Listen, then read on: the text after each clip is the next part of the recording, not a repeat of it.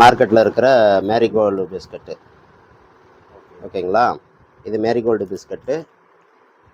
இது வந்து நம்மளுடைய ஆர்சிஎம்மோட ஃபைபர் பிஸ்கட்.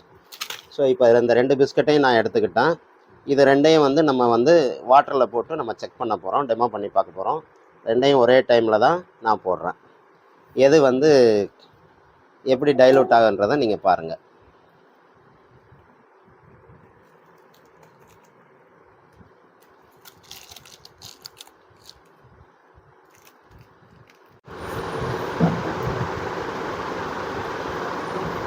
பாருங்கள், இது உள்ளர போக ஆரம்பிச்சிருச்சு.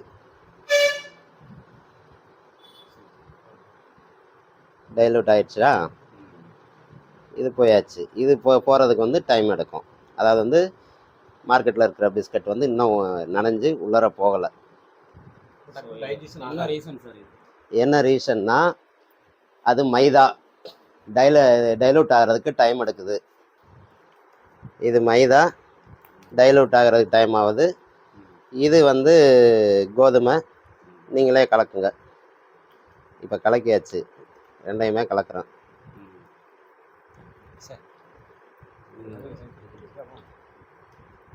ரெண்டையும் ஒன்றாவது இது கலக்கிறேன். இது பாருங்கள், பெரிய பெரிய துண்டாக இருக்குது. இது எப்படி என்ன ஆகுது? அதே டைமில் தான் இது பண்ணுறோம். 2ஐயும் ஒன்றா தான் கலக்கிறேன். உங்கள் வித்தியாசமெல்லாம் நான் பண்ணலை. இப்போ நீங்கள் பார்த்துக்கலாம், இது வந்து அப்படியே துண்டு துண்டாக பீஸாக இருக்குது.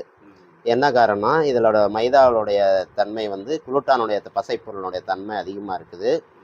இதை சாப்பிட்ற குழந்தைக்கு வந்து சீக்கிரமாக டைஜஷன் ஆகிடும். இதை சாப்பிட்ற குழந்தைக்கு வந்து சீக்கிரமாக டைஜஷன் ஆகாது.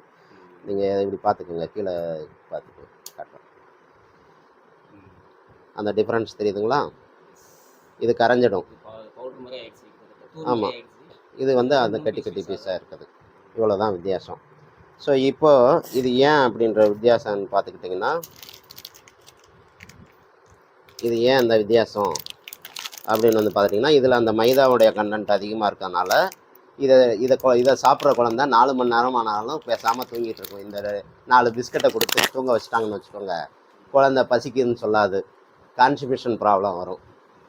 ஏன்னா இதில் மோஷன் பிரச்சனையும் வரும், போகாது. அப்போ அதுக்கு வந்து அந்த காலத்தில் செஞ்ச மாதிரி வேறு சைடு மருந்தெல்லாம் கொடுத்தாகணும். ஆனால் இது வந்து பார்த்துக்கோங்க, நம்மளுடைய ஆர்சிஎம் பிஸ்கட்டு இது டைலூட் ஆகிடுச்சு, கரைஞ்சி போச்சு. இது என்ன ஆகிடும்னா 2 ஹவர்ஸில் வந்து பசி எடுக்கிற தன்மையை உருவாக்கும். இது 4 ஹவர்ஸ் ஆனாலும் பசிக்காது, கம்முன்னு குழந்தை தூங்கிக்கிட்டே இருக்கும். ஏன்னா வயிறுக்குள்ளே ஃபுல்லாக இருந்துக்கிட்டே இருக்கும். டைஜஷன் ஆகிறதுக்கு லேட் ஆகும். இது டைஜஷன் ஆகிறதுக்கு சீக்கிரமாக டைஜஷன் ஆகிடும். குழந்தை 2 ஹவர்ஸில் வந்து உங்கள்கிட்ட என்ன கேட்கும்? எனக்கு பசிக்குது, சாப்பாடு கொடுங்கன்ற கேட்குற அளவுக்கு அழுதாவது அதனுடைய பசியை வந்து வெளிப்படுத்தும்.